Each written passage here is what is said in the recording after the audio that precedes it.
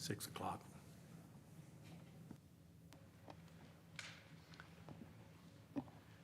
Thank you. We'll call the meeting to order. This is the regular meeting of Bella Vista City Council, January 27, 2025. We'll begin with the Pledge of Allegiance. I pledge allegiance to the flag of the United States of America and to the republic for which it stands, one nation, under God, indivisible, with liberty and justice for all.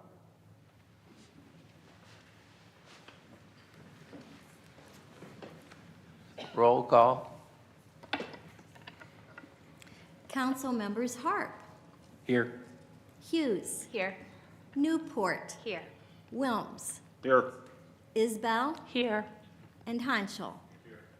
Mayor Flynn. Here. Before we start citizen input, I'd like to welcome our new council members.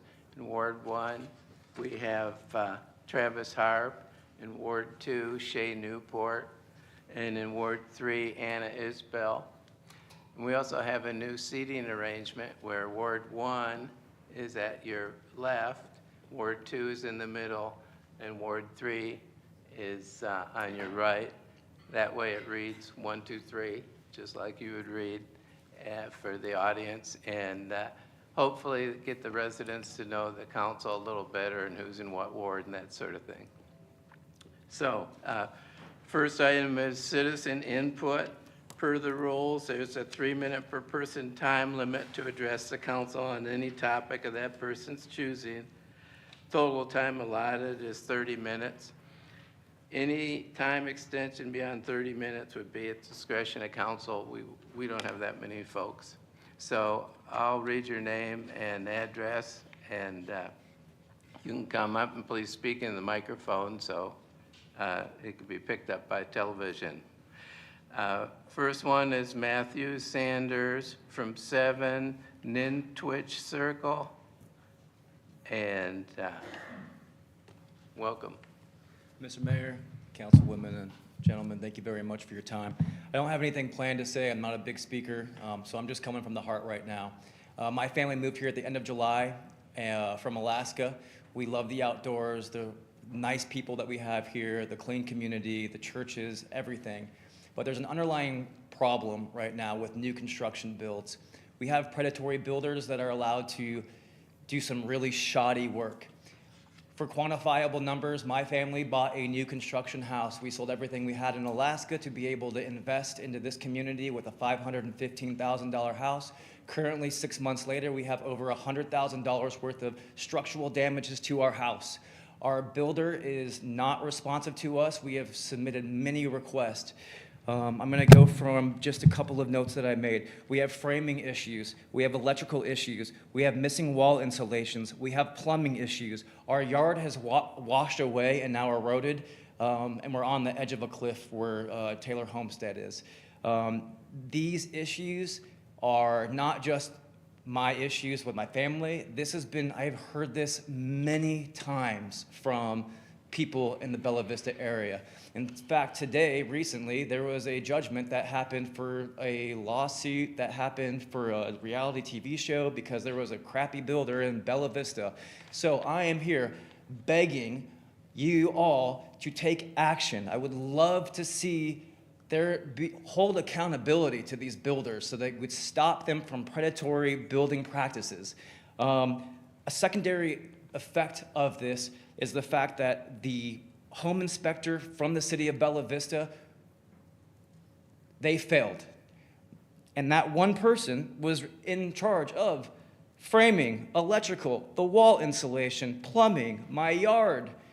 That one person, I was told by Chief Hutchinson, I think it was his name, who is no longer with us, who was in charge of the code, that person was removed. However, while I was going through documents, that person has been put back on the desk and is now processing and inspecting homes again. This needs to stop.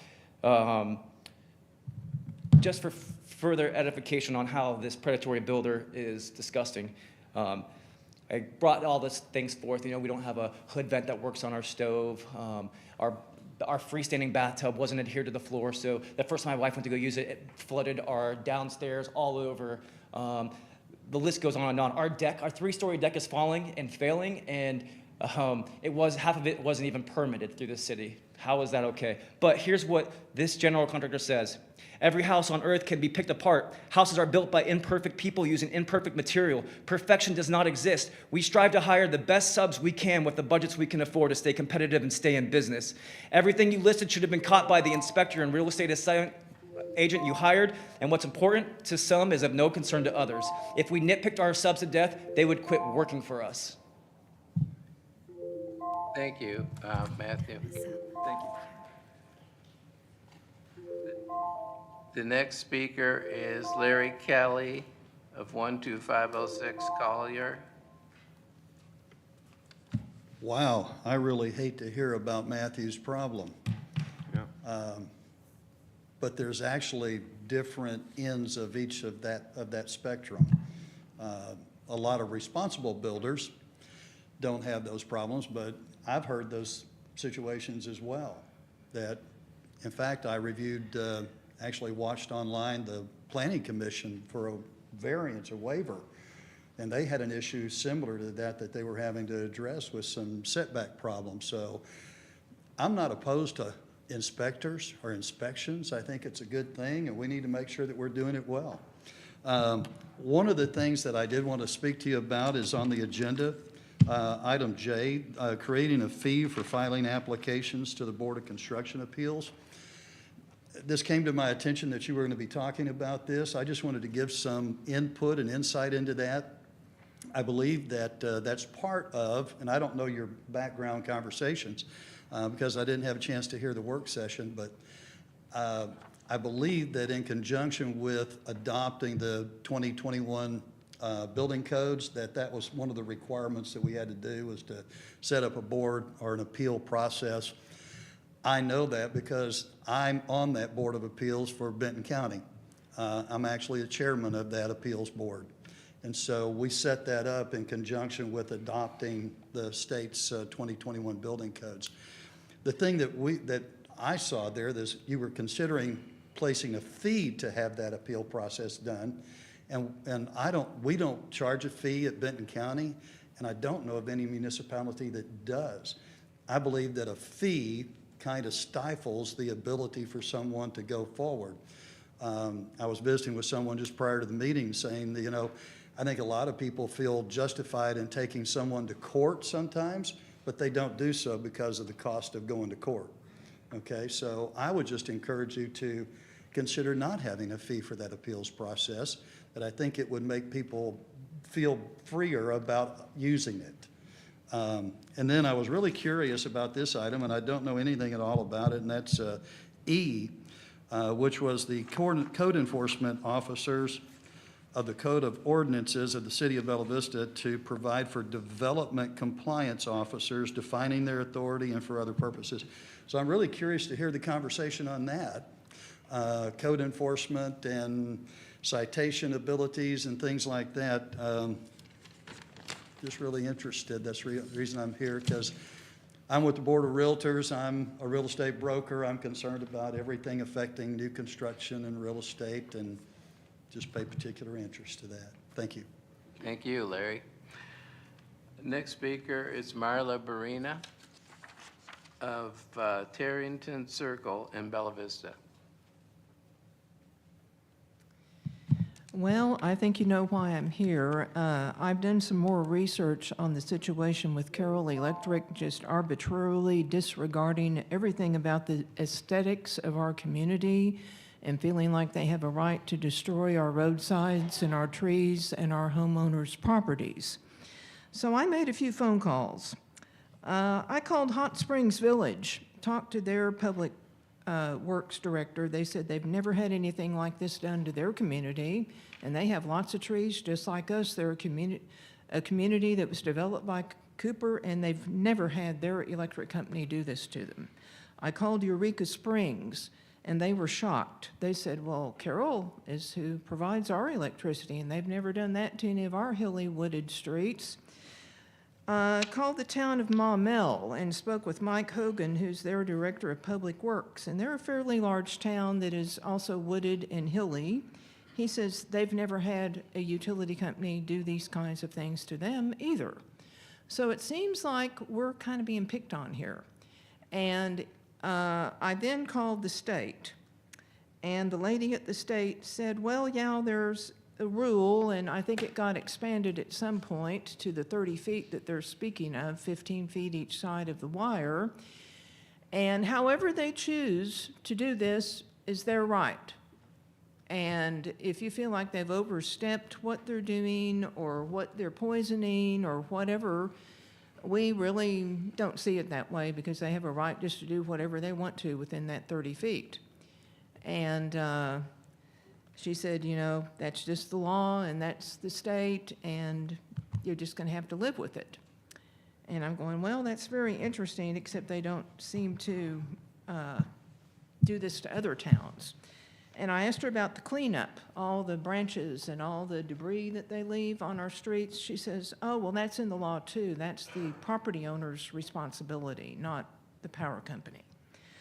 So all of this kind of bothers me. I don't think our state is looking out for our interests if they're going to let this go on, especially if it's not being done to everybody. And even across Bella Vista, the enforcement of this seems to be sporadic. Like right on my street, which is a small circle, there's a tree coming down. You know, it's not my tree, it's a neighbor's tree. A block down, there's another circle that there's all kinds of trees right up against the power lines, and they're not going to take any of those down. So where's the logic here? Even if this is legal, they are doing this in a very haphazard way. I think we all should be concerned, and the gentleman that was before me, and I'm not a public speaker here, so I'm stuttering a little bit, and I apologize, but the man before me is concerned about real estate. Well, so am I. I bought into this 20 years ago, and our streets were beautiful. Our town was beautiful. We had foliage, we had greenery, we had a lush look to our town, and now it looks dead. And the lady with the state said that was okay with her if our town looks dead. So this is all okay with the state. It isn't okay with me, and I don't think our citizens should put up with this. And I would be happy to tell you more because I talked with more people today, but the bell is ringing. Thank you, Marla. Appreciate it. Next speaker is Brian Cooper of 20 Cliveden. I'm not sure what the last word is. Cliveden Oh. Circle? Yeah, 20 Cliveden Circle, okay. Hi, main reason I'm here, we've been having a neighborhood problem. I'm not going to go into details of that problem because we don't have time. But it's been a criminal matter. The main concern of neighbors, it's been the lackadaisical slow response from the authorities. But I'm not going to go into detail about that. The main reason I'm here, I'm representing our 15-home neighborhood. We'd like to thank our city council member, Craig Honchel, for coming out, listening to us, you know, at least twice, responding to our calls, our emails, and getting some stuff going. And that's the reason I'm here, just to give thanks to Craig, and also to Anna for listening, for getting bombarded for a little bit by us. but thank you, and we're still striving. It's still an ongoing issue, and I hope it continues to get discussed with the chiefs and et cetera, so it can be completely resolved. But thank you, Craig. Okay, thanks. Thank you. We're now at the time for a council member reply. If anyone would like to say anything to Wendy Hughes. Maddie, I am so sorry that you're experiencing this. It seems like a nightmare, and I think there's some conversations we need to have with staff and different departments to see what we can do to make sure we're doing our part and make sure we're doing it to the fullest extent of our abilities. And again, I'm so sorry. Larry, thank you for being an active member of our community and coming by. I think that's some great responses about how the Benton County does their board. That I didn't realize that. That's good to know and good information for us to have as we consider this later on. Marla, don't know where you are. There you I agree. I hate the tree trimming they do it. I do know, just from my experience of living here for the 6 years or so, that they do it in stages, I think. So they don't hit all areas of town at once. So that's probably why it seems like a little haphazard. I know our area was done probably 3 years ago, and they haven't been back since. But when they did ours, they did come back and clean up the debris within probably about a week and a half. So if that hasn't happened, Carol, but Carol should come back and clean up that debris. We can't have a conversation. I'm so sorry, we can't have a conversation. But afterwards, I'd love to talk to you more about this, because I'm very passionate about making sure our green spaces stay green and safe for all of us. And then Brian, thank you for coming and talking about this situation happening in your neighborhood. I'm so glad that Craig and Anna have, being part of your ward, have been able to step up and listen to you guys and make you feel heard. And I hope that everything gets resolved as quickly as possible for you guys. It does seem like a little bit of a nightmare situation, so I hope that gets resolved for you guys. And thank you all for coming out. Craig? I'll be brief. You know, to the neighborhood, Clinton, we've been working on that for about a month. And, you know, this is one of those things where advocating for neighborhoods is a big deal. And I just hope that everybody in Bill Vista understands that that's one of our biggest purposes here, is to make sure that you guys have. Your mic isn't on. Hear me now? Better. Got it? Okay. My apologies. I had the volume down. But like I was saying, you know, my involvement has been very minor, just in comparison. They've been dealing with this thing since about April of last year, to my knowledge. You know, it's hopefully we're getting to a point to where we get some clarification on a few things. And I'm excited moving forward. We're going to try to get a neighborhood meeting going and all that kind of stuff. So, and I'll be in touch. We have talked hours and hours, Michelle and I and Brian and all the neighbors. But it's been great meeting everybody. Everybody's been a really good sport about the whole process. Marla, I know you and I have been talking for the past couple weeks. We had, the mayor and I and Cassie sat in with Carroll Electric. So we have information, and we're definitely not even really scratch the surface, but we do have a starting point at this point. I feel pretty comfortable and confident that we can form a partnership and come to some kind of conclusion with this. I'm hopeful anyway. And man, Matthew, that's a tough road to hoe. I've been in your shoes. If you need my help with anything, you know, my door is always open. I'm on the website. So with that, I'll turn it over to anyone who would like to speak. Larry Wilms. I guess a couple of thoughts. Mr. Sanders, I really feel bad about your situation. I'm not sure I can understand it.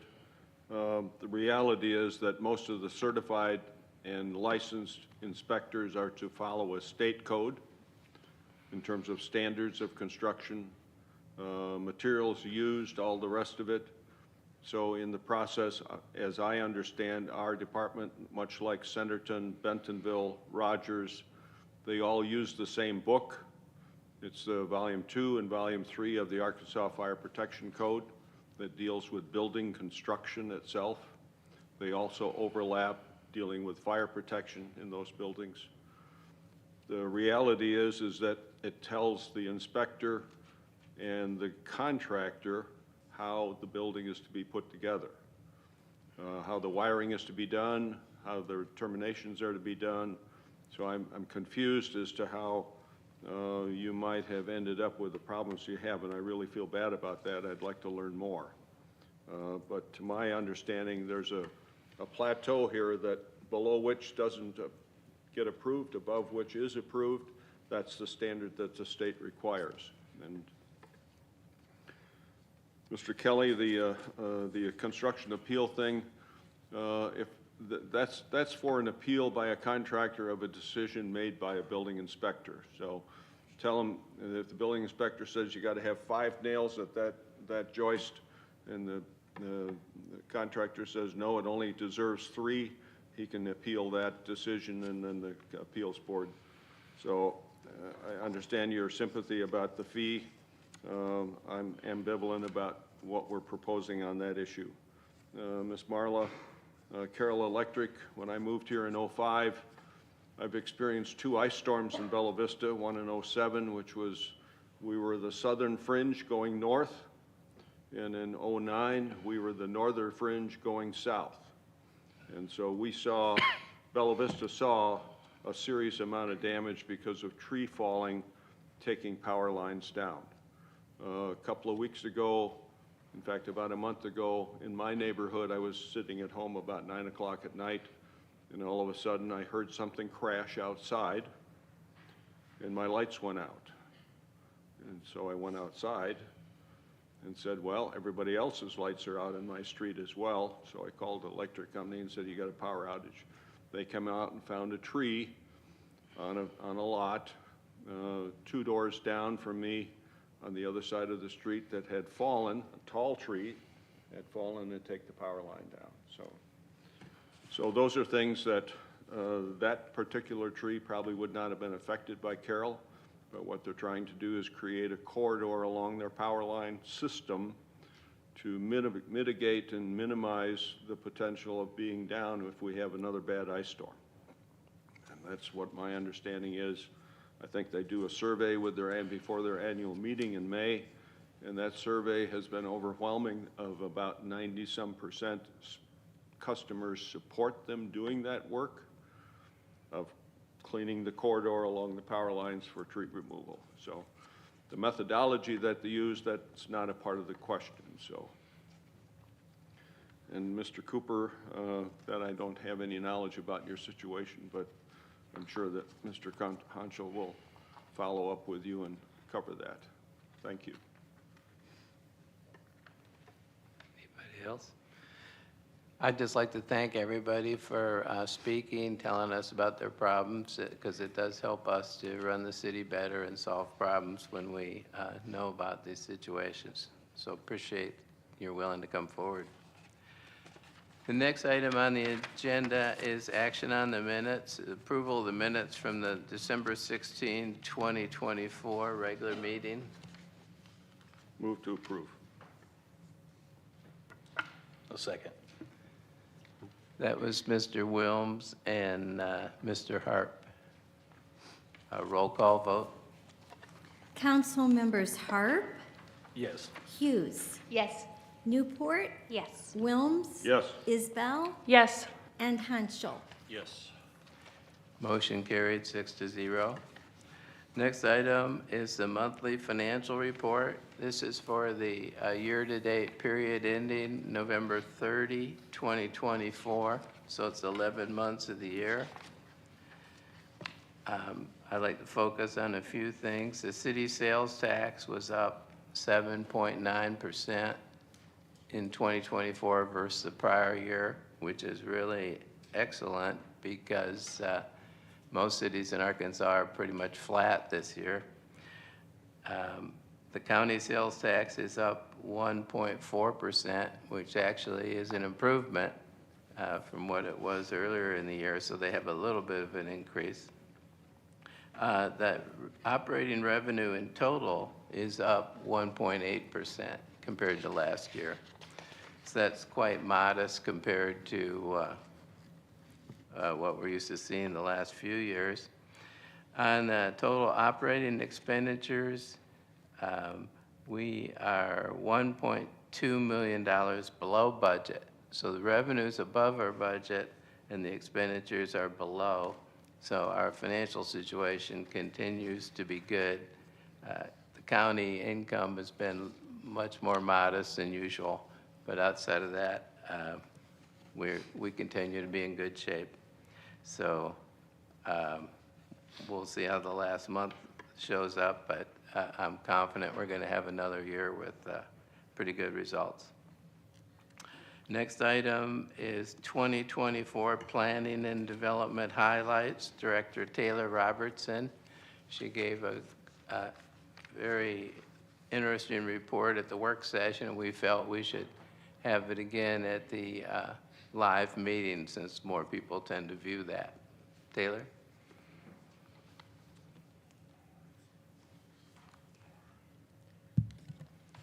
Okay, I have uploaded the report onto the website with Civic Clerk, so everyone should be able to access this, everyone that's attending. But I will go ahead and summarize it for you.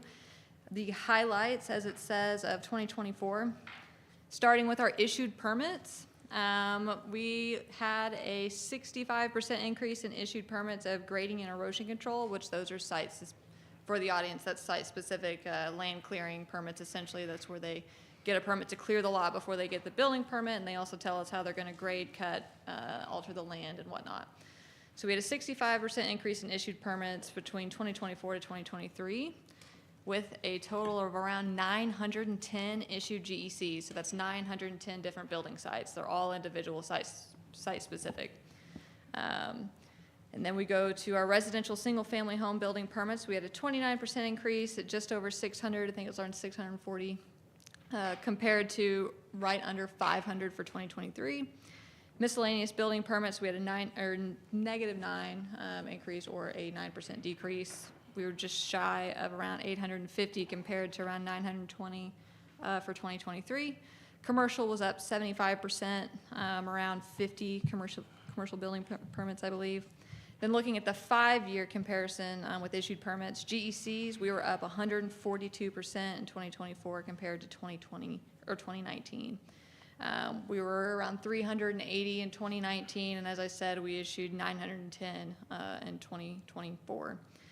Residential building permits, we were up 129%. Miscellaneous building permits, we were up 70% compared to 2019, and then commercial, it's really misleading, but it's 444% increase just due to the amount. It was so small in 2019. I think we only had like 4. But we'll get to that in here in a few, the exact permit numbers.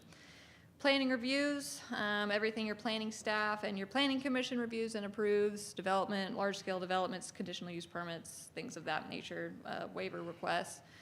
2023, we only had 248 total. In 2024, we had 327, giving us a 32% increase in 1 year. Then we look at the 5-year increase for planning reviews. We had a 146% increase.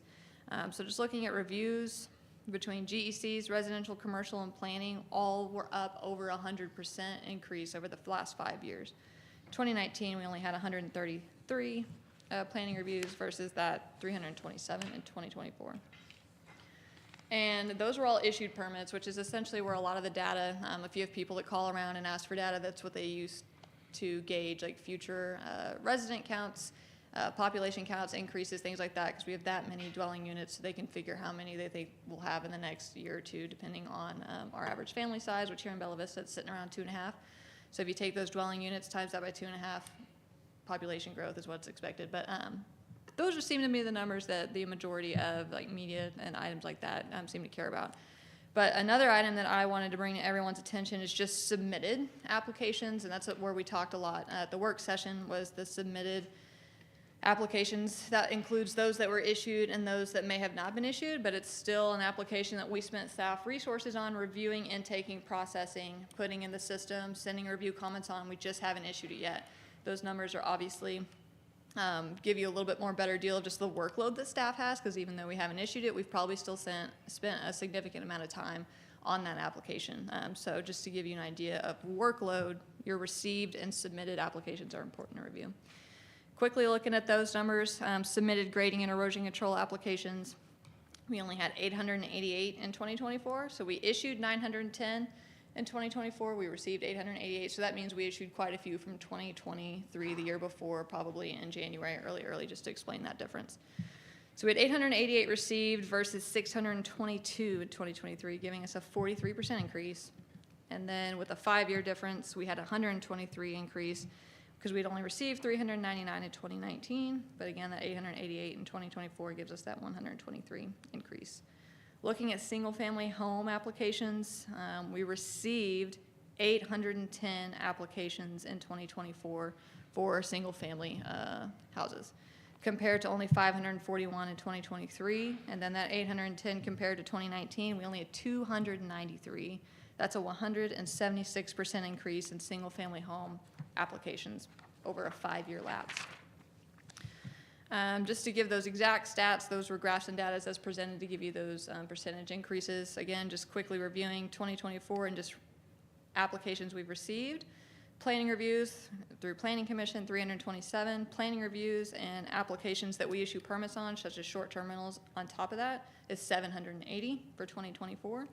Engineering applications, or those GECs, 888. Residential building applications, 810. Commercial building applications, 46. Miscellaneous building applications, 959. Subcontractors, or MEPs, 670, giving us a total grand number of 4,189 applications we received in 2024. And then quickly again, just ending on that increase over 5 years. Just since I've been here in the last 5 years, planning reviews have increased 146%, engineering 123%, residential 176%, commercial 444%, again 9 versus 46, just to put it in purview, but miscellaneous 98. So again, just kind of recapping on just the permits that we've issued, 142% increase in GECs in the last 5 years, 129% increase in residential building permits, 444% increase in that commercial building permit, and a 70% increase in miscellaneous building permit. So all of these, I just keep saying increase, increase, increase, just to really drive home the work is increasing and it's exponentially increasing. Nothing slowed down. Miscellaneous is the only thing that saw a small dip from 2023 to 2024. However, from 2019 to 2024, we still saw a substantial increase. I'm not sure if the miscellaneous building permit was a situation attributed to lake drawbacks versus 2023, because we had quite a few lake drawbacks that had a lot of deck permits in 2023. But I haven't quite analyzed or got that deep into that. And then we also talked about infrastructure, because I love talking about septic systems and sewer and infrastructure, utility, water, all that. So just a few quick updates on that, where we're sitting. According to Benton County, an ADH known issued septic permits or existing septics in the city limits of Bella Vista. We are now at 13,708 known septic systems in our city limits. That is more than any other city or Benton County unincorporated in our county. Benton County comes in at second, which I'll give you their stats here in a few. Known residential units on village wastewater, we're sitting around 3,703. And so out of the 2024 residential building applications that we got, the 810 number I gave early, only 89 of those, or 11% of the applications, were designated as sewer lots. So that is, roughly around 700 more septic systems that we got in our city limits in 2024. Versus in 2019, 29% of our building applications were on sewer. So 11% in 2024 versus 29% in 2019. Currently, Bella Vista makes up 48% of the entire county for septic permits. Total counted, there's 28,801 known septic permits / systems in Benton County, and again, we are 13,708 of those. And water infrastructure, we are currently sitting around 16,589, and that includes both residential and commercial. Looking at septic systems, just to give you an idea, Benton County comes in second at 10,116. So we are over 3,000 or 2,000 more. 3,000 more than Benton County unincorporated around the entire county. Other than that, it's us. So we have 13,708 in Bella Vista, 10,116 in Benton County, and then the next closest or third place is going to be Rogers, actually, with 1,109. So quite the difference in amount of septic systems. And I have the map uploaded. I'm going to be updating our city website as well. We keep a septic system report on our planning page. The report of the actual or most up-to-date map is on this report that's uploaded for you all to view, and we'll be swapping that out as well. And then looking at some partnerships with the Planning Commission and planning staff and city council, some ordinances we all made possible were the retaining wall terracing requirements, flood prevention updates for state compliance, run 6 rezones. We had our first outdoor lighting ordinance, driveway grade update, and zoning notification update, as well as the temporary grass parking permit. Regional impression for 2024, Bella Vista was highlighted at the American Planning Association Quad State Conference in 3 separate presentations. So that is essentially a conference that happens every year between planners. However, every 4 years, every 3 to 4 years, all 4 states get together and have a massive conference. And Bella Vista, for the first time to my knowledge, was on 3 of those segments that we had. One of them was not even from city staff. It was actually from another city. So pretty cool to see a lot of needed recognition for the awesome things, both planning development wise, that are happening in Bella Vista. Grants and awards. Bella Vista was awarded a $81,000 grant for active transportation education and awareness that is aligned with our new bike and ped plan. We will get that money to utilize here in 2025. Development code reform as well, just to keep on everyone's, the side burners, or just a reminder that on top of all this current planning that we've been doing, a record year of received applications, we've also been rewriting chapters 107 and 109 with the goal to get it in front of Planning Commission this spring. I'm hoping in March. But we have spent the year of 2024 writing from scratch chapter 107, 109, as well as working on the zoning map to bring forward to you guys this spring. And so we're hoping to start getting some dates put together for public input sessions before we move to formal public hearings with the Planning Commission, and of course, before you all. And with that, I just wanted to mention some other things our department handles currently. We oversee several different boards in our department, that including Planning Commission, Board of Zoning Adjustment, Active Transportation Advisory Board, Tree Advisory Board, and then of course we attend these for items that require our presentation to you all. Through those boards, we've hosted some special events, my favorite being the Arbor Day celebration. We did a month-long celebration in 2024 where we had a sticker contest with Cooper Elementary. We had a tree identification hike with some master naturalists and master gardeners. We partnered with them to plant a tree at the new Reardon trailhead parking along hopefully the future Greenway site. We did approve a development plan or reissue one in 2024 to lengthen that project, to lengthen the Greenway from Mercy Way to Reardon. We also had the spring tree giveaway, which is more known. The fall tree giveaway is pretty popular as well. And then we had 8 large trails events through our city trails. And with that, I'm happy to take any questions. Larry? I also have a question. Do you know offhand how many lots have houses on them? You mean like how many current dwelling units we have? Yeah. I would have to estimate around 16,500, just based off of our water tap counts. And that's, again, an estimate because we do have some businesses and dwelling units that still have a well. Not on wells. Yeah, so we still have some wells existing in the city limits, but I would estimate around 16,500 here in front of you right now without my laptop. Okay. The reason that I asked that is that I moved here in 2005. It was a banner year for the Bella Vista POA because they issued building permits during that time frame, and they issued just shy of 1,000 building permits in Bella Vista that year. It was a boon year in Northwest Arkansas. At that time, we had about 38,000 lots created in the city. Those were lots developed by the developer when he bought the land pre-city incorporation. So it was all done in the county. All of the approvals were done in the county. All the oversight of construction was done by the county, if there was any.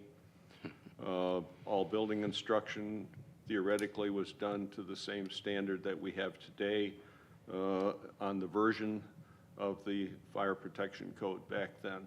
So it was the building code in place. The point that I'm coming to is that at that time, 30% of our lots had houses on them. Today, we have 43% roughly of the lots have houses on them. Many of those houses own more than one lot, maybe 2, maybe 3, that they may have an auxiliary structure on. It may be for a seepage bed for their septic system failure. There may be any number of reasons. They may just own a bunch of lots next to them. It's reported that someone owns probably over several hundred lots in Bella Vista for development purposes. That's a rumor, not confirmed by me. So Bella Vista is growing substantially. The Bentonville Centerton area was registered number 5 on the national scale of growth in the last several years, and I think they still are certainly up in that near category. So we're feeling those growing pains as well. Bella Vista has been known because of the values in housing, especially for families. And so we're a real draw in that area, which is a demand on all of our staff, a demand on the builders, and has resulted in some perhaps issues that were identified earlier tonight. Thank you. Any other questions? Thank you, Taylor. Really appreciate all your hard work and your staff's. It's been a tremendously hardworking staff the last few years. The next subject is election of a mayor pro tempore. And before we start, I thought, Jason, you might want to say a few words. This is a special sort of vote that you take once a year pursuant to Rule 9B of your rules, and I'll just quickly read that to you. The City Council shall, at the time of organizing in public session, elect one of its members as mayor pro tempore. Any council member may nominate himself or any other member of the City Council for mayor pro tempore, and no second of a nomination is required. Each council member shall vote by naming his choice by voice vote if there is more than one nominee for a position. A majority vote of the City Council shall be required for election. In the absence of the mayor pro tempore shall preside at the City Council. So it'll be Mr. a Mayor. round of nominations with no seconder required, and then if we have more than one nomination, we'll have a vote. Okay, Larry? I would nominate Craig Hunchel to that position for our consideration. Thank you. Anna? I'd like to nominate Wendy Hughes to that position. Is it appropriate to say the reason for it, or do we just Don't have to. don't have to? There can be a period of debate after all the nominations Oh, are heard. okay. Okay, thank Yeah. you. Anyone else?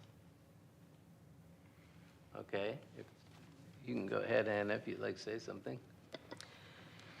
So part of the reason that I've nominated Wendy is I've watched her on the council over the last 2+ years. She serves on the AMP Commission. She serves on the Street Committee. She's attended countless city events. You see it if you follow her on social media, whether it's 4th of July parade. She's also the parent-teacher organization president at Cooper Elementary. So she's just proven herself to be very dedicated to the city of Bella Vista and to its residents. She's also on the board of 2 other organizations, including the library. And so Wendy is very active in listening and seeking out feedback from the public, and she's always looking to make things better and find solutions. And so I think that she's just been a great representative for the city. Thank you. May I speak for myself? Sure, go ahead. On that note, I really hope the consideration, I should have said this in work session. I think we need to kind of advocate. I'm the last on the planet that would sit here and tell you how great I am. That is not me. This makes me nervous even saying this out loud. The time that I've spent community involvement, I have over 10 years planning commissioner experience in Fayetteville and between Fayetteville and Bella Vista before getting elected 2 years ago. You know, this for me would be just more of a personal milestone and a huge honor for me. I did, in fact,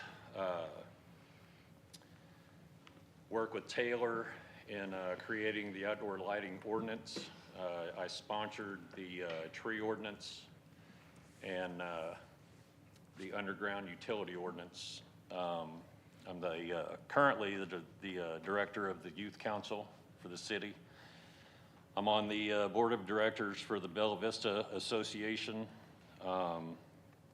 You know, the working relationships that I have with city staff, I think are fantastic. I have conversations with the mayor often. I'm sure I drive Chief Graves and Chief Sims nuts. So, but anyway, and I'm not going to go on and on, but I'd certainly appreciate some consideration. I really hope this is not a knee-jerk reaction, and just really give it a little bit of consideration. But thanks. Anybody else for the debate? Travis? I think they're both great nominees. I would nominate everyone on this panel if I could, so I appreciate both of you for your hard work, and congratulations on your nominations. Are we ready for a roll call vote? So when the roll call begins, just vote Hanschel or Hughes. Just call roll. Council members Harp, Hughes. Hughes, Hughes?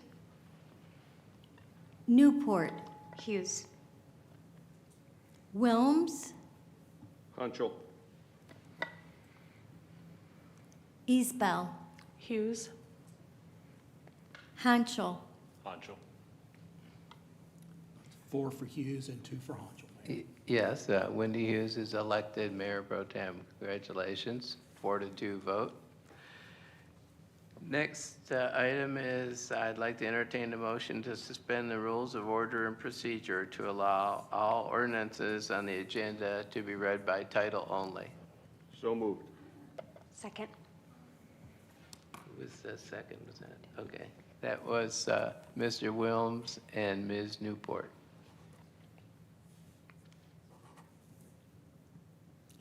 Roll call vote. Council members Harp, Yes.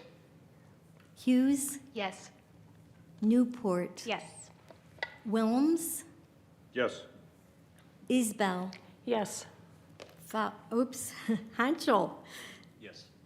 Motion carried 6-0. There's no unfinished business under new business. First matter is an ordinance amending the Code of Ordinances of the City of Bella Vista to increase procurement authority without soliciting competitive bids from $35,000 to $42,921 to conform with state law changes, providing for indexing said amounts to inflation, amending sections for purposes of conformity therewith, and for other purposes. So as you know, this is a change because state law has provided every 5 years they will adjust the amount for inflation. And so this is our local proposal. Is there any discussion? Travis? I would just encourage everyone that's spending the taxpayers' money, if we do it without a bid, to keep it within the state or as local as possible. Thank you. Anybody else? Larry? I guess what it does is it allows us to avoid spending money to package a project up and formally bid it. That requires advertisement in the paper, requires a lot of staff time to do that extra work to formalize it, whereas if we don't need to formally bid it by state law, which we're proposing to follow with this passage, it means we can do it informally. The process and the procedure are still done. Quotes and the bids are still taken, but it's not the formal process, which requires a lot of paperwork and other documents, including advertising in the local publications. So support it. Anybody else? Okay. Is there a motion to approve? That's not this is an ordinance, so this is first reading. Right. Oh, that's right. Yeah, that's just first reading. Okay. So, unless you want to go to third and final, we can move on to the next one. Okay. Next one is an ordinance amending Section 2-140, Code Enforcement Officers of the Code of Ordinances of the City of Bella Vista to provide for development compliance officers, defining their authority, and for other purposes. Did you want Taylor to give a, go ahead, Taylor.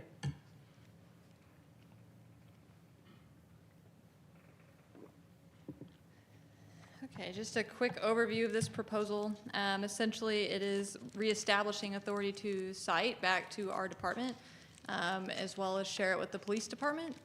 The traditional code enforcement, the intent of this is so that code enforcement can focus on your traditional code enforcement situations like tall grass, maybe the trash can's been left out by the side of the curb for too long, things that are visible from the street, such as trailers, RVs, been parked out there too long, et cetera. And then development-related issues would be handled by our department from the beginning all the way to the end, versus right now, we are handling the beginning, the middle, kind of the end, and then we refer to code enforcement. And in some situations, it may be referred back to us, and we may refer it back to them, just depending on what the situation is, when we could just handle it from beginning to end like we used to prior to June of 2023.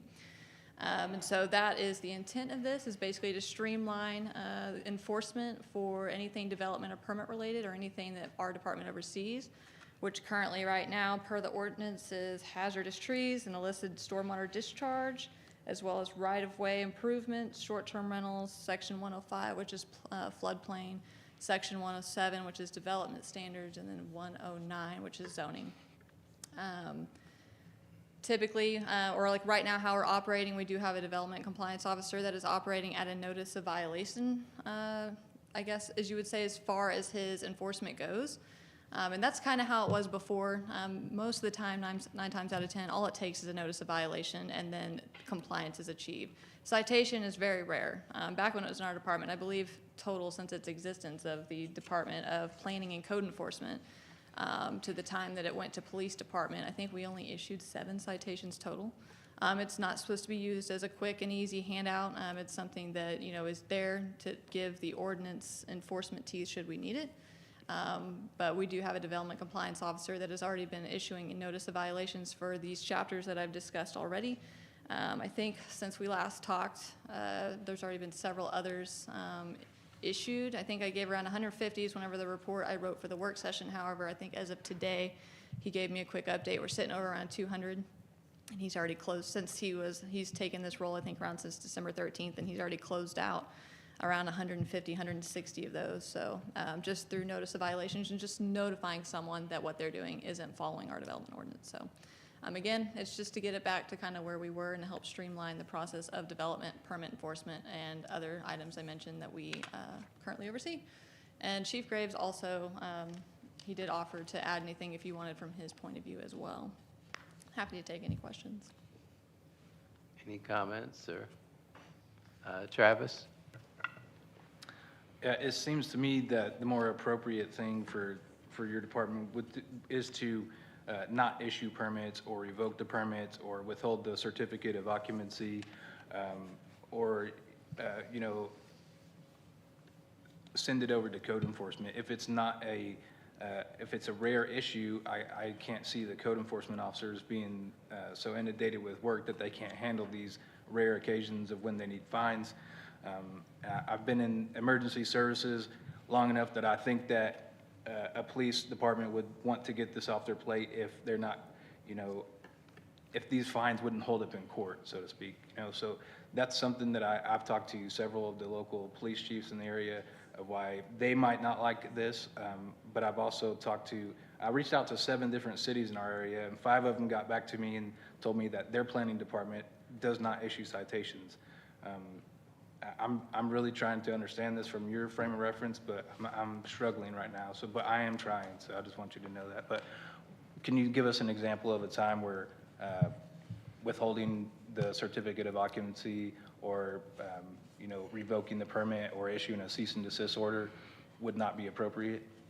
So for example, if it's a land use violation, there would be no permit to withhold or C of O to withhold from them. That's just an NOV, and then hopefully they comply. and then a citation, and then a cease desist if that doesn't continue. Another item where a permit would not be required is illicit discharge. I would not have a permit to hold over for enforcement nor C of O. If someone's dumping oil or something of that nature into our drainage ditch, or maybe they've got a little mobile business where they groom dogs and they're putting dog waste in the ditch, that's not something I can issue a permit or hold on them. It's something where I need to cite in that situation. That's something that needs brought into compliance immediately, where that would be a compliance situation that's currently tasked to me to enforce.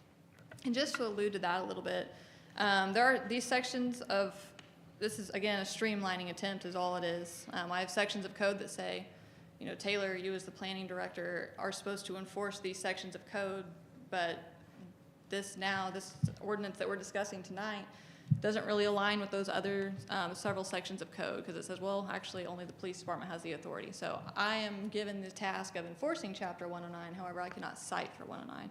So it's really just to kind of help get that streamlined and kind of speak to each other a little bit and to really clear any confusion as to what I can do. Yes, I am required to enforce it, but how can I enforce it without citation authority? Another one would be septic, failing septic, which is 2 sections of code. Again, there's no permit that I can use. It's again, just, we need to get that fixed. That's a public health safety concern. The code says it's my job as the community, or now planning and development director, to enforce that, but I can't, I don't have any tool to do it other than that method.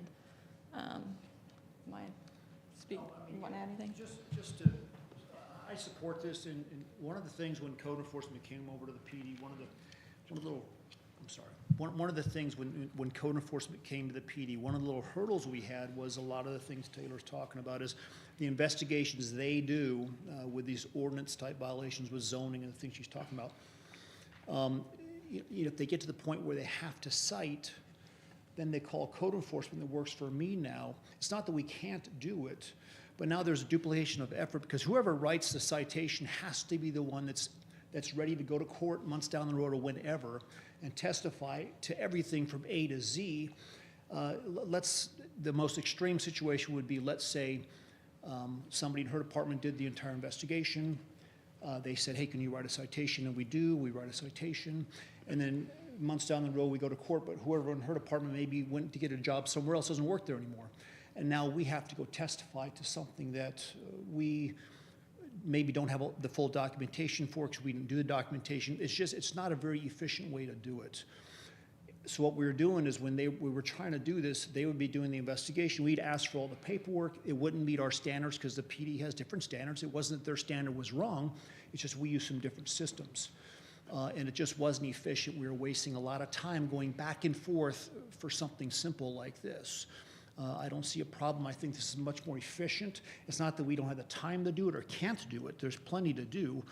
But this is just a more efficient way to do it, quicker and keep it cleaner. So down the road, if we go to court to testify, we're not missing anything. It's as simple as that.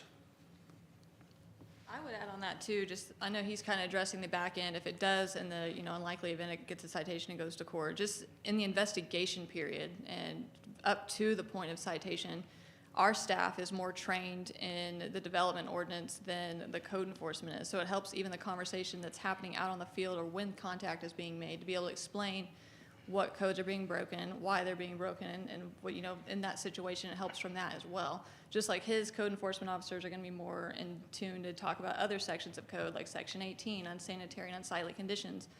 So that's what they're trained to do, versus our staff is trained to handle building code violations, zoning code violations, development code violations, et cetera. So yeah. Also, does the chief building official have authority to issue citations? Currently, right now, only the police department, based off this ordinance, has the authority to write citations. Mr. Mayor. Craig? I just had a question. When Travis, you said you spoke with 7 police chiefs? No, I said I reached out to 7 cities. And 7 asked, cities? Yes. Okay. And asked them if they did this, if their planning department did, and I believe 5 of them told me no, they don't. I misunderstood. I didn't know if you had a conversation with Chief Graves. No, and 2 of the cities I never heard back from, so I don't know if they do or not. Okay, that's all I had. For the record, I tried it the other way for a year, and I kept saying, come on, you can do this, you can work together better. And I finally gave up, and we're not adding a person. The police had 4 people, and now they have 3. So this DCO is not even an additional person. And I told the police if he gets too busy, then we'll consider adding another one, but we're taking some of the workload off his code people. Wendy? So we know Bella Vista is a very unique city in so many different ways. We have the ACC, we have the city, we have the POA. In other cities, what precedent do we have? What do they do? Because it seems like maybe code enforcement, I don't know why we moved them over to the PD if we're bringing part of it back. Well, I think when the mayor asked me to take over code enforcement a year and a half ago or whatever it was, I think it was a good idea. I thought it belonged better under the PD because what was happening then is all the other things that had to be enforced, like the boats and the garbage cans and all the other unsightly parking, thank you, that had to be enforced. What would happen is code enforcement would go out there a lot of times. This isn't to speak ill of any code enforcement at the time, but they weren't properly trained.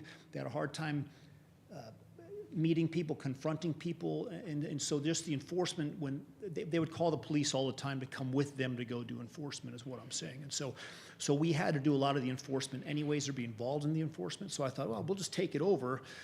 We'll train the code enforcement officers on the way we enforce things, the PD way, which seems to work.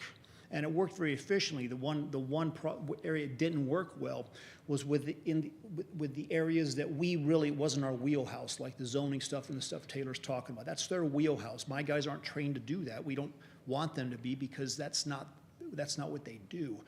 But then when it came time to enforce that, then they were calling us to come enforce it for them or write the ticket for them. It was just clunky. And it's not that we can't work well together. It's just clunky. We have 2 different systems we use. We have to use our CAD system. We just have to use it for stats to keep things. They use a different system. They just didn't mesh well together, and it just wasn't an efficient way to do it. And so there was a lot of headaches, not because we don't work well together. We work great together, but we couldn't make that work well. And so I think this is a perfect fix. I don't see a big deal about this. It's just going to be more efficient. This person is going to be focusing on the stuff Taylor needs them to focus on. They're not going to go out and write ordinances for anything else. She has specific things that she's drilled down between her department and mine and said, we'll enforce this. We'll enforce this. My lieutenant, who's in charge of my code enforcement, he's really happy with it. He likes the way it was broken down. We have no problem with it. So I'm in full support of this and think it should be passed, in my opinion. May I do a quick follow-up question? Sure, Wendy. You mentioned training for the code enforcement officers to get them so they understood how to properly do citations. Is there a plan to do that with the planning department officer? Well, go ahead. Approved. Yeah, if this is approved, I fully plan on getting The further proper training. training, Yes, citation, correct. okay. Yeah, my Lieutenant Vanetta will work with Taylor. He works with her now anyways, and if they want to come over, we give them a good method of how to do this enforcement, how to deal with people, how to not be confrontational and just sort of make things work properly. We can do that. Somebody had mentioned in a letter, I think, that you got reference, are they going to be trained in de-escalation and things like that? Usually, if we think there's going to be some sort of threat of violence or escalation or anything like that, city officials, different city departments will call the police to go with them anyways. And so police officers will be involved if we think there's going to be some sort of confrontation, not code officers. Okay.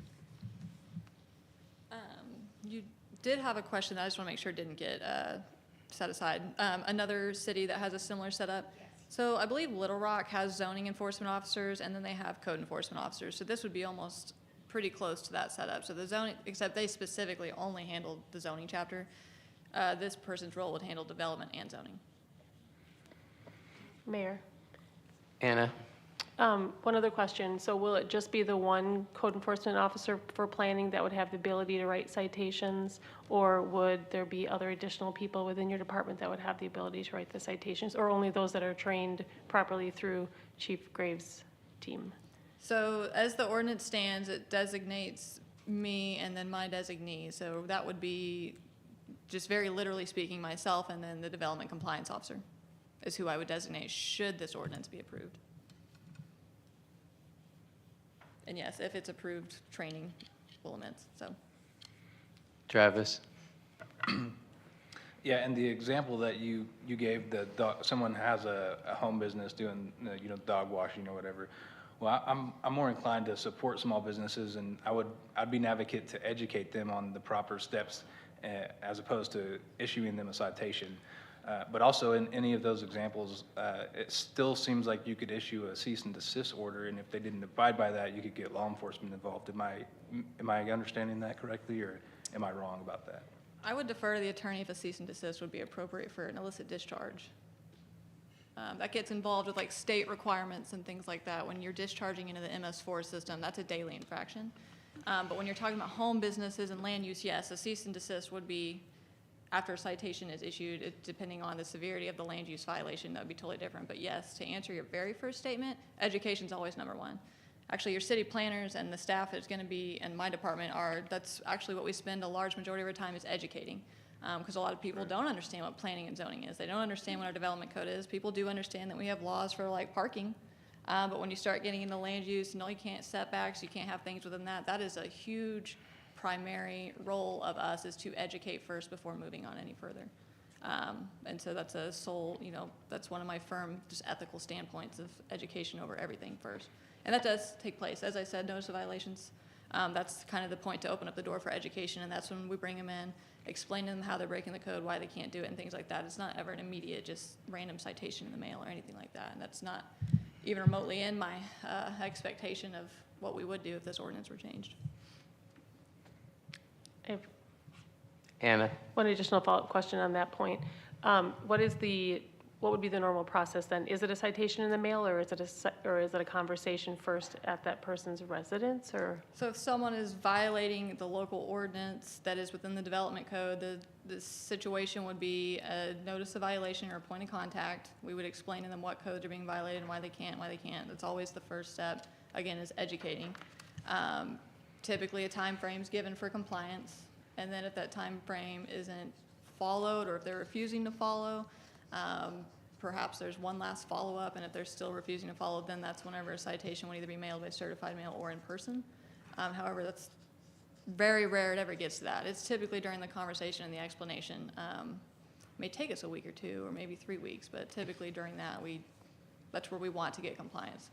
And then having a lot of elderly folks in Bella Vista, is there a next step if they're unable to maybe get to where we need them to be in terms of a step in the process where we could, is there a formal process to maybe assist further for those that are, and this might actually be more around some of the other ordinance or code violations, more so than maybe Taylor's area? 2024, for example, talking about issuing citations. We don't issue a lot of code enforcement citations. I think 2024, off the top of my head, and I was down a couple code officers most of the year. We did about 1,100 contacts or 1,100 violations. We had 98% compliance. That means we didn't issue citations 98% of the time. And all the ones that we issued, if we can, we try to issue them in person. I don't like mailing things, just like Taylor said. I think that's kind of rude. Unless you just can't get a hold of somebody, then use certified mail. But we try to do face-to-face. But that's how we train our officers, same way, and that's how we help Taylor with hers. That sounds like she's in the same boat. As we want to educate people, we want to gain compliance. Most people want to comply. They a lot of times they don't know they're out of violation. They don't know it's a problem. What was the second part of your question? It was really just about how you resolve situations if people are. We did have several.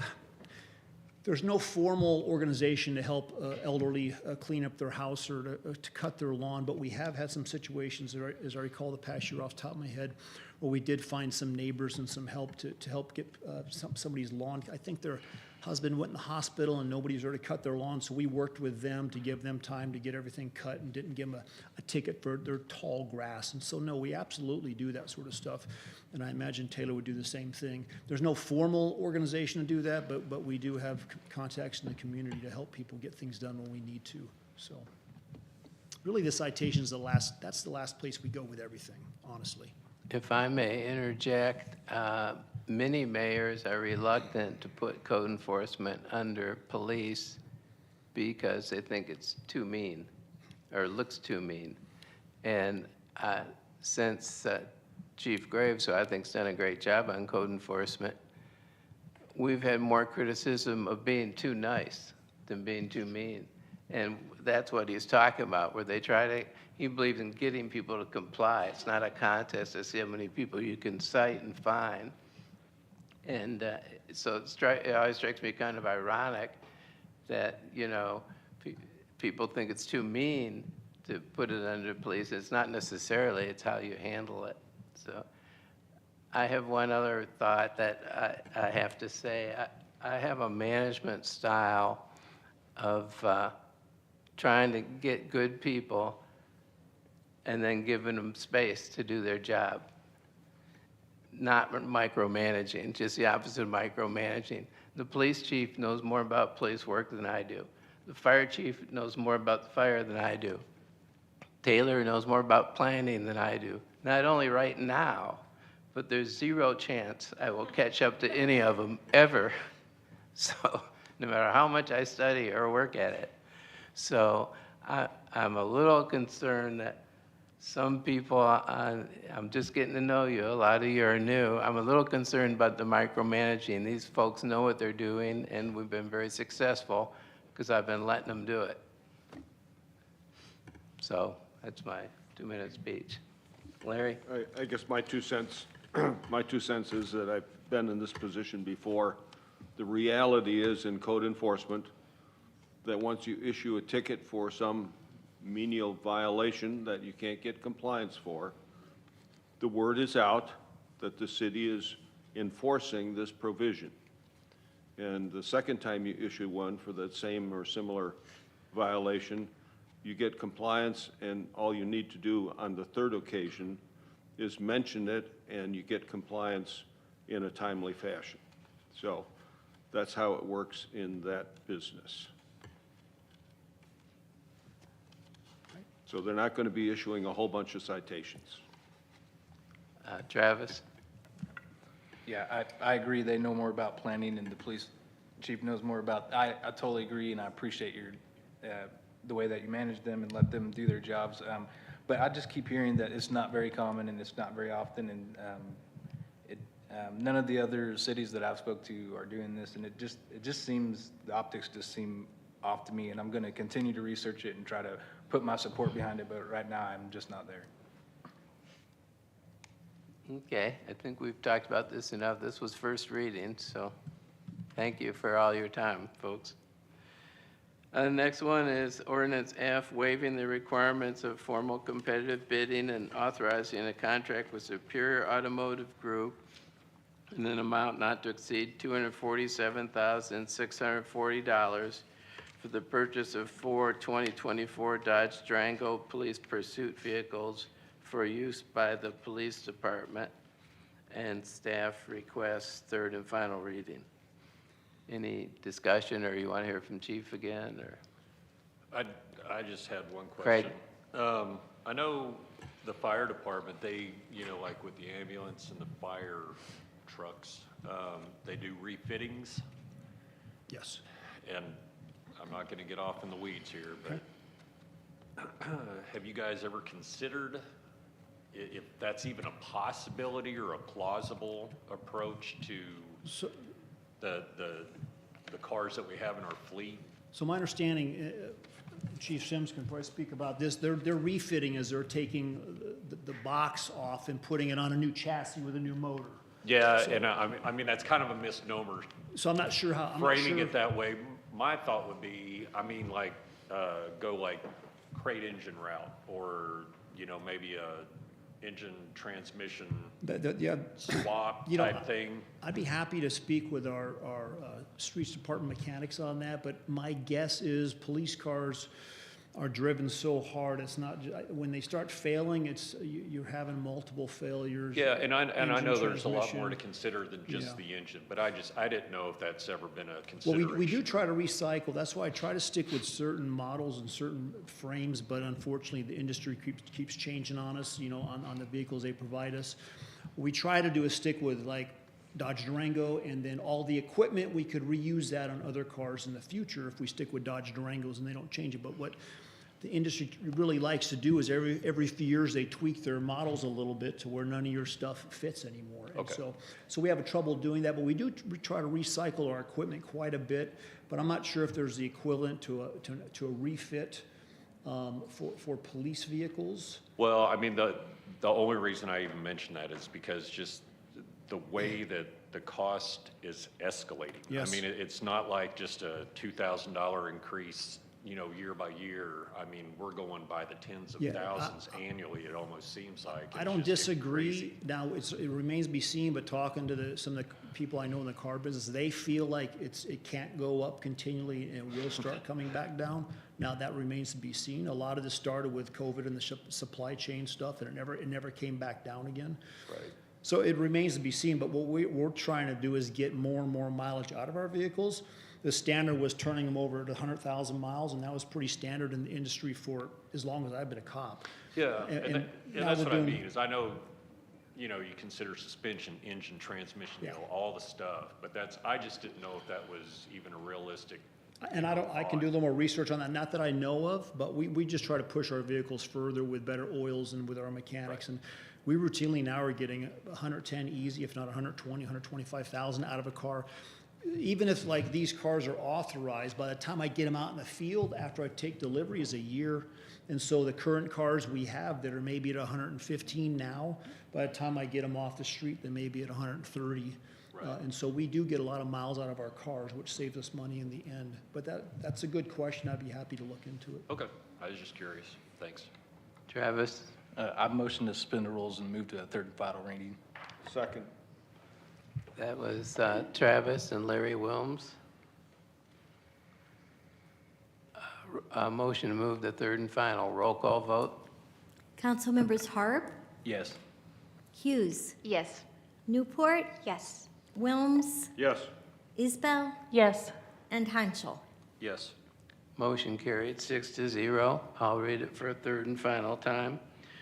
Waiving the requirements of formal competitive bidding and authorizing a contract with Superior Automotive Group in an amount not to exceed $247,640 for the purchase of 4 2024 Dodge Durango police pursuit vehicles for use by the police department. Is there? Move to approve. Second. That was Mr. Wilms and Mr. Harp. Roll call vote? Council members Harp, Yes. Hughes, Yes. Newport, Yes. Wilms, Yes. Isbell, Yes. and Hanschel. Yes. Motion carried 6-0. Next one is an ordinance waiving the requirements of formal competitive bidding and authorizing a contract with Superior Automotive Group in an amount not to exceed $46,575 for the purchase of 1 2024 Chevrolet Traverse with police equipment for use by the police department. Staff requests third and final reading. Yes, Chief? Any questions on this one? Larry? This is a different platform than you use. I'm assuming it'll be for a different area of your department. Yeah, so this will be from one of my detectives. It's a Chevy Traverse. It's not going to be a patrol vehicle, and we've used this platform in the past, and it's a good platform for what they do. Again, it's not on the state bid sheet. Of course, not much is on the state bid sheet anymore, and so that's why we're asking for a bid waiver on this vehicle. Motion to move to final. Motion to move to third and final. Second. Suspend the rules? Yes, that was Ms. Newport and Mr. Harp. Roll call vote? Council members Harp, Yes. Hughes, Yes. Newport, Yes. Wilms, Yes. Isbell, Yes. and Hanschel. Yes. Motion carried 6-0. I'll read it for a third and final time. Waiving the requirements of formal competitive bidding and authorizing a contract with Superior Automotive Group in an amount not to exceed $46,575 for the purchase of 1 2024 Chevrolet Traverse with police equipment for use by the police department. Is there a motion to approve? So moved. Second. That was Mr. Wilms and Mr. Harp. Council members Harp, Yes. Hughes, Yes. Newport, Yes. Wilms. Yes. Isbell. Yes. And Hanschel. Yes. Motion carries 6-0. Next one is a resolution authorizing the mayor and city clerk to enter into a contract with Blue Guys IT in the total amount of $73,504.20 for the purchase of total security solution to enhance city cybersecurity efforts. Any discussion? Move to approve. Second. That was Mr. Wilms and Ms. Hughes. Roll call vote. Council members Harp, Yes. Hughes. Yes. Newport. Yes. Wilms. Yes. Isbell. Yes. And Hanschel. Motion carried 6-0. Next one is a resolution approving the mayor's appointments of John Nuttall and Rick Head to positions on the Bella Vista Board of Construction Appeals. These two gentlemen are already on the board and their terms were up and they're willing to serve again. Any discussion? Motion to approve. Second. That was Ms. Hughes and Ms. Newport. Roll call vote. Council members Harp, Yes. Hughes. Yes. Newport. Yes. Wilms. Yes. Isbell. Yes. And Hanschel. Motion carries 6-0. Next one is a resolution creating a fee for filing applications to the Board of Construction Appeals. This is the one about the construction appeals, and there's a proposed amendment. Jason? It's Jay. I'm sorry, a member of the crowd, which Yeah. what item are we on? Jay, Okay, and your question was, I'm sorry. it's creating a fee for filing applications to the Board of Construction Appeals. And I think this is Chief Sims's bailiwick, so I would need to defer to him, but this, Well, I make a motion to amend. I think it's,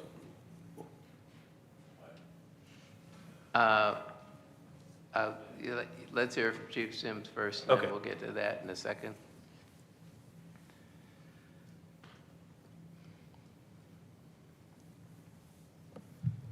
Yeah, I know there's an amendment. I just want to go back and say that whenever we were looking at some documents and to appoint the John Nuttall and Rick on the Board of Construction Appeals, we noticed that there was a fee back about 7 years ago that was removed. All I was trying to do is put that fee back in place, folks. There was a fee for a reason. It got removed about 7 years ago. And I just felt like that if there's a fee 7 years ago, and it does take time and effort to do this, that, and applications have fees to them, that to reinstate the fee. That's all we're doing. It's not a new fee. It's just reinstating a fee that was there 7 years ago. Well, my understanding is all the other things have fees, all the other types of. That's correct. And they fall in line, I believe, Taylor, is that right, about, they fall in line with the same range, right? $200 or so? It's a line with the Board of Zoning Adjustments fee, which is $200. If that's what you're asking. That's correct. All other requests that are similar to that, such as appeals to chapter 107, that's about $100, that is 100, and then appeals of the zoning code, chapter 200, or is $200. So this would be appeals of 103 zoning code. That's all I was trying to do. He brought it up to be consistent, and Travis has given passed out a proposed possible amendment. Do you want to talk about that a little bit? yeah, so this is just, this was my way of compromising. I feel like a bad guy tonight, but nonetheless, this just says that if they apply for the appeal and the Board of Construction Appeals agrees with them, that they get their fee refunded and it falls back on the original fee that they gave to the city. so that's, you're making a motion to amend? Yes, To read that- as presented on the document? That's correct. Okay, Mayor, that motion would require a second. Is there a second?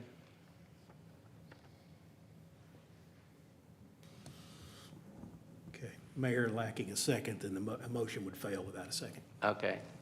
Is there any discussion on the original proposal? Anna? Thank you. Chief Sims, I think you had also mentioned that in the past year, we didn't have any appeals to the That- board? Since I've been over the construction appeals, we have not had an appeal. Right, So okay. it's been about a year and a half or so.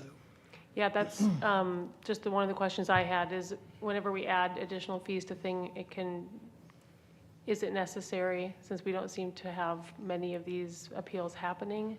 So that would just be a consideration, is if we're not having appeals, do we need to have the fee? That's where I'm at. Well, it's not to say we're not going to have an appeal somewhere down in the future, so. But yeah, Shay? as of right now, we rarely see any appeals. Excuse me, Shay Newport? Thank you. Where do the fees go? Do they go directly to your budget and to your P&L? I'm assuming they go to general fund, Yeah, because I they don't think go to my just- budget. Yeah. Thank you. Any more discussion? Move to approve. That was Mr. Wilms. Is there a second? Second. Ms. Newport? Roll call vote on the resolution to create the fee. Council members Harp, No. Hughes, No. Newport, Yes. Wilms, Yes. Isbell, No, and Hanschel. Mayor, you may vote in favor if you so desire. Okay, I'll vote in favor. So it would pass 4 votes to 3. Next one is a resolution authorizing the mayor and city clerk to enter into a fourth amended trail maintenance agreement with Bella Vista Village Property Owners Association, Inc. Taylor, could you speak on this for a second?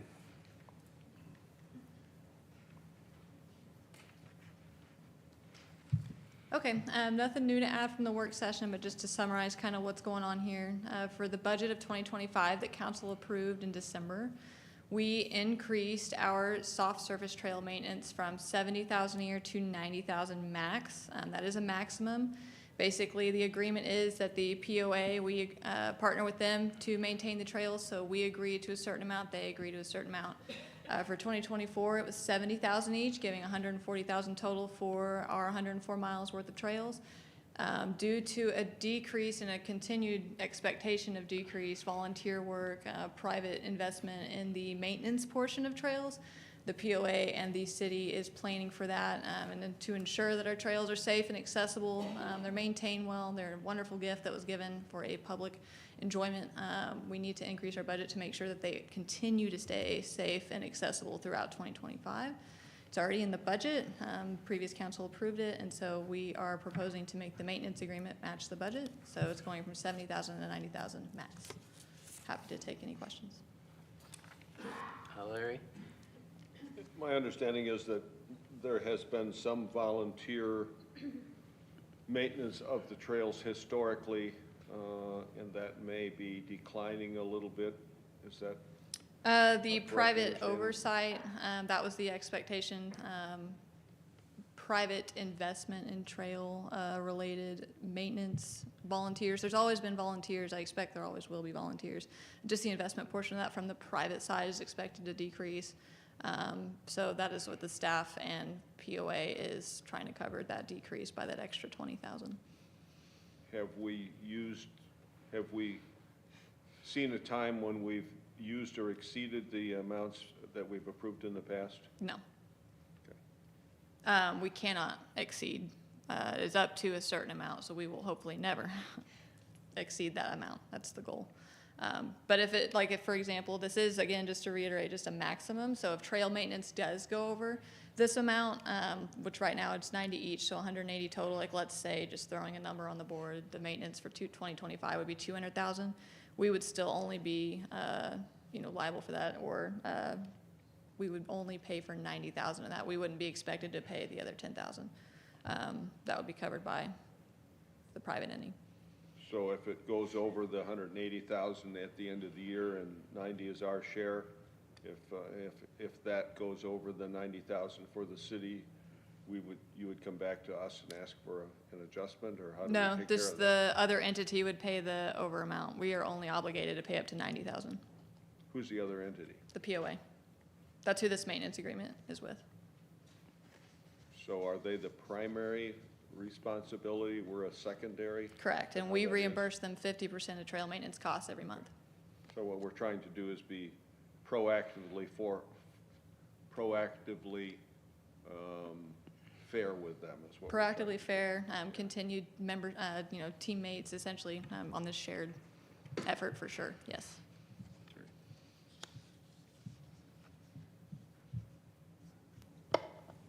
Move to approve. Second. Was Mr. Wilms and Ms. Hughes, roll call vote? It's Ms. Newport. Oh, I'm sorry. That was Ms. Newport for the second. Council members Harp, Yes. Hughes, Yes. Newport, Yes. Wilms, Yes. Isbell, Yes. and Hanschel. Motion carried 6-0.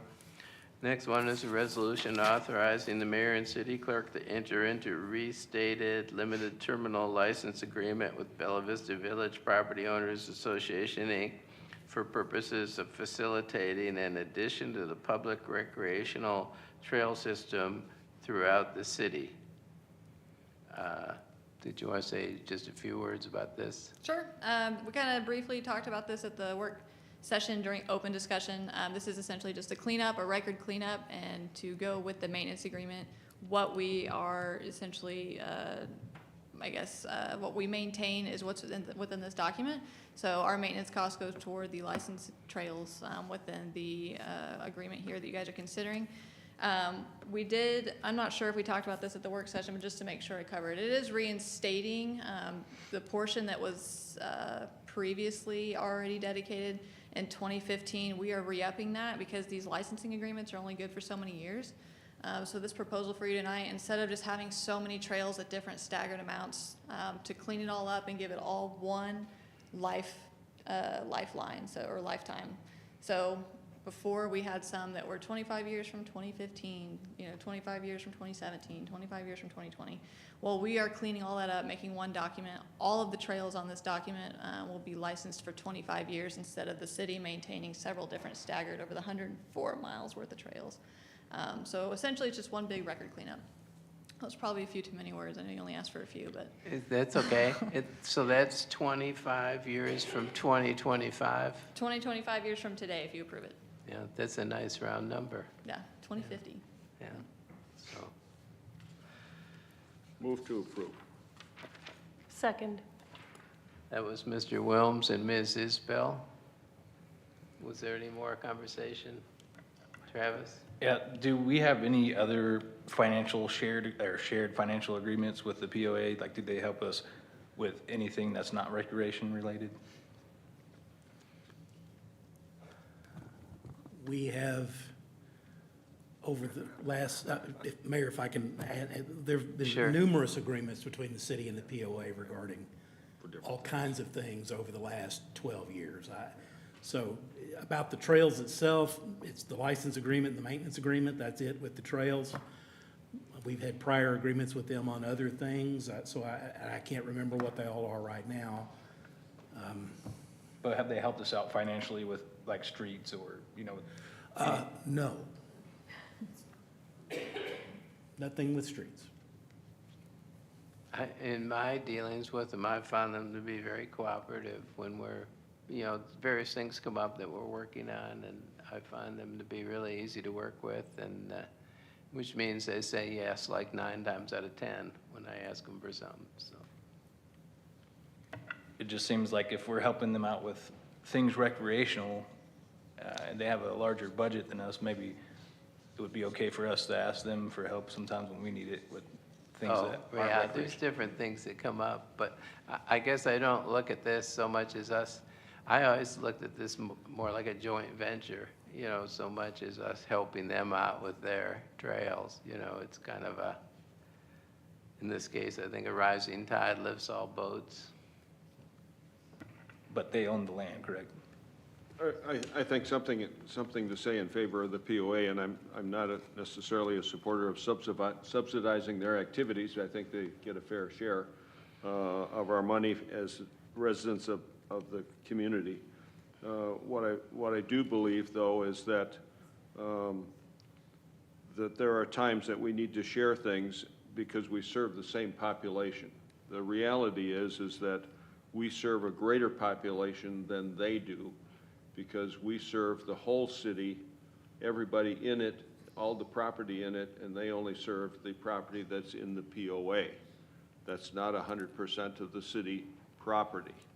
And so we serve an additional component that the POA is not able to serve, cannot serve, by entering into this agreement, from my view anyway. It allows private property, POA property, owned by the POA members, the property owners of the POA, to share with the public access to POA property. And so all of those trails, for the most part, are within common property areas that are in the plats of the subdivisions created by the developer. So they are literally on private property, not on city property. And so they are granting really an extension of public use for private land. And so for that reason, I think it's fair for us to share in those costs. We're serving the same population. We have opportunities for grants that they do not have. And so there are things that we have an opportunity for to help in a shared responsibility, in my humble opinion. So. Did we get a motion on this yet? Yes. Get a motion and a second. Okay. I was going by your earlier suggestion, Wendy, and making sure everybody got to discuss, so, Thank you. right, so. Roll call vote? Council members Harp, Yes. Hughes, Yes. Newport, Yes. Wilms, Yes. Isbell, Yes. and Hanschel. Motion carried 6-0. Next one is a resolution authorizing the mayor and city clerk to enter into a contract with VLP, an equipment share company, pursuant to a Sourcewell cooperative purchasing agreement for the purchase of one new case backhoe in the amount of $140,000 for use by the street department. Karen, could you say a couple words about this?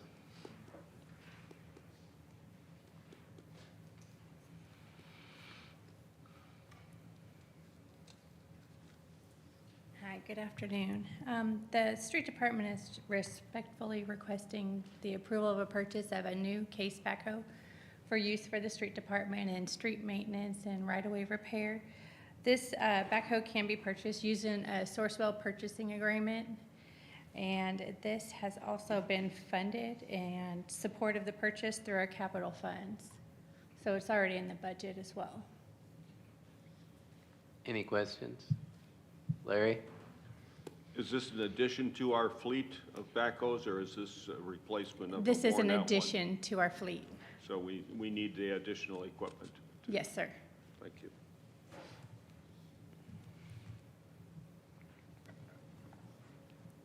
Any more discussion? Move to approve. Shay? Oh, Karen, are you? Excuse me. Oh, Karen, would you request a move to third and final for this, or? It's resolution. Oh, I'm sorry. Yeah. Because it was purchased through the Sourcewell, you won't have to do that step. Great. Okay, I'm new here. that's all right. Motion to approve? I think Larry motioned to approve. Oh, okay. Second? Second. That was Larry Wilms and Anna Isbell. Roll call vote? Council members Harp, Yes. Hughes, Yes. Newport, Yes. Wilms, Yes. Isbell, Yes. and Hanschel. Motion carried 6-0. Next one is authorizing the mayor and city clerk to enter into a contract with Riggs Cat pursuant to a Sourcewell cooperative purchasing agreement for the purchase of one new Caterpillar paving and compaction roller in the amount of $57,788.80 for use by the street department. This one is very similar to the backhoe in that we're requesting approval for the purchase of the new roller. Our intent is to use that to accompany our Durapatcher in making street repairs extend the longevity of those repairs. This piece can also be purchased under the Sourcewell Purchasing Cooperative. And it is within our capital budget for 2025. And just to let you know, Shay, I had my original paperwork said request for third and final as well. So, Motion to approve. Second. That was Travis Harp and Shay Newport. Roll call vote. Council members Harp, Yes.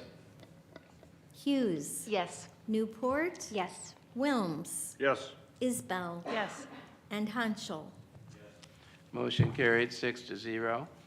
Next one is a resolution expressing support and participation of the City of Bella Vista in the federal Advanced Effective Accountable Policing and Criminal Justice Practices to enhance public trust and public safety program. Chief, if you could say a couple words about this, it'd be great.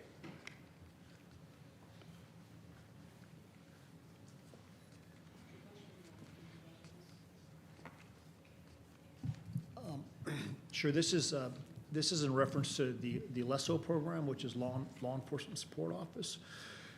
I mentioned it last week. Basically, it's where we get surplus military equipment, government-type equipment that we get basically for free. All we have to do is spend the time to go pick it up and sometimes maintain it, and it's been very beneficial to the department and the city. If I had to add it all up and put a price tag on it, I bet you we've saved the city probably upwards of $1 million in the last several years, so it's a very successful program, and it really doesn't cost us anything. They just require us now annually to get city officials involved, make sure they're knowledgeable of it, and make sure they approve that we're using the program. And then we also have to advertise to the public, which we'll do so in the library and post it here at the police station. So the public is aware, but we'll put it on our social media as well. Any questions? I just want to say one thing, because I think it may have been a part of a question. Federal regulations are changing quite rapidly here, especially the last week or so. And this program may change, or it may not be required anymore, or there's some things we're doing we may not have to do in the future or something like that. You're not going to hurt anything by adopting this. We'll be ready to go, assuming it stays the same. If it goes back to the way it was before and we didn't have to do that, then, you know, you haven't done anything by adopting this. So Yeah, good no harm, no point. foul on it. Appreciate that. Yeah. Is there a motion to approve? So moved. Larry Wilms. Second. Travis. Roll call vote. Council members Harp, Yes. Hughes, Yes. Newport, Yes. Wilms, Yes. Isbell, Yes. and Hanschel. Motion carried 6-0. Next one is a resolution authorizing budgetary funding transfers between departments in the 2024 annual city budgets. And this is when we're within budget, but one department we may be a bit over. Right now, we believe that a fire department is going to be over, and the IT department may be a little bit over. But because we're using GAP and it's the first year and all, we're really not quite sure where all the departments come out, which is one of the reasons why we passed this. So, Move to approve. Second. that was Mr. Wilms and Travis Hart. Roll call vote. Council members Harp, Yes. Hughes, Yes. Newport, Yes. Wilms, Yes. Isbell, Yes. and Hanschel. Motion carried 6-0. Next one is a resolution designating authorized dispersing officers in Municipal Depository Board for the City of Bella Vista for calendar year 2025.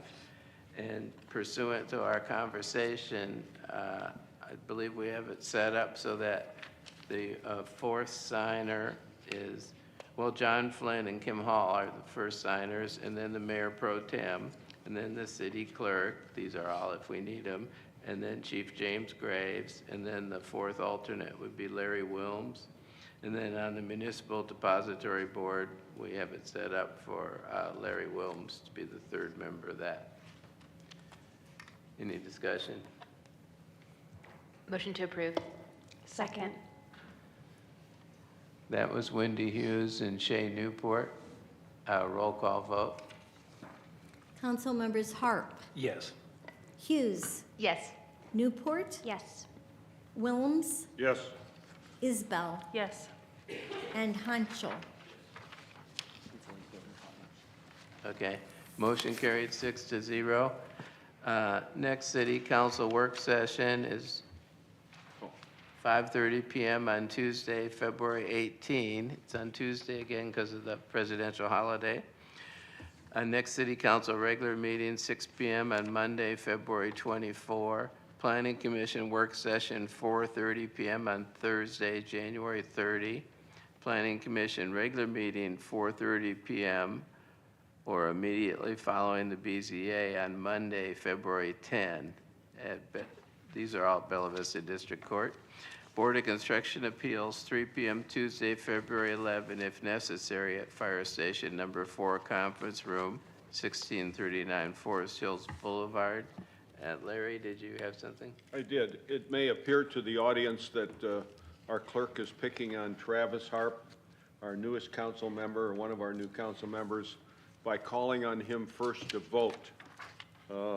In the past years that she's been a clerk, she's been round robining, so she has a list of all 6 names, and she would pick one with every action, and so it might be a different one every time. So to make it easier in her record keeping, she has endeavored to choose one of us to start and follow through with that whole meeting with that same person being the lead. Next time it might be Ms. Hughes or Ms. Freeman or myself or Ms. Isabel or Mr. Hunchel. So I don't know how she'll make up that thing, but maybe she draws straws. No, we're going to go right in order. Next time it'll be Ms. Hughes, and then next month Shay Newport, and we'll keep going down the line. So, okay, with that, the meeting is adjourned. Thank you very much for your